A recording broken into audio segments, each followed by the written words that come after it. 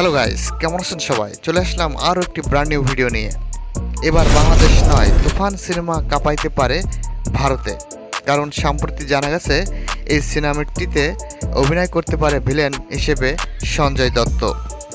যদিও টিজারে এখনও পর্যন্ত কোনো ভিলেনের লুক বা ভিডিও দেখা যায়নি, তবে অনেকেই ধারণা করছেন তুফান কাঁপাইতে এবার আসছে সঞ্জয় দত্ত। আর সঞ্জয় দত্ত যদি তুফান সিনেমায় অভিনয় করে তবে ভারত বাংলাদেশ সহ সিনেমাটি 200 কোটি টাকা ইনকাম করতে পারে। সাকিবিয়ানরা তুফান সিনেমার সাথে সঞ্জয় দত্তকে দেখতে চাচ্ছেন। সামাজিক যোগাযোগ মাধ্যমগুলোতে সাকিবিয়ানরা ভিলেন হিসেবে সঞ্জয় দত্তকে চাচ্ছে। দর্শক, তুফান সিনেমাটি আগামী কোরবানি ঈদে মুক্তি পাবে বলে রায়হান রাফি ঘোষণা দিয়েছেন। আর এই সিনেমাটি বাংলাদেশ এবং ভারতে একযোগে প্রচার করা হবে। ইতিমধ্যে দর্শকরা সাদরে গ্রহণ করেছে এবং ভাসিয়ে দিচ্ছে কমেন্টের বন্যায়, এবং খলনায়ক হিসেবে সঞ্জয় দত্তকে দেখতে যাচ্ছেন।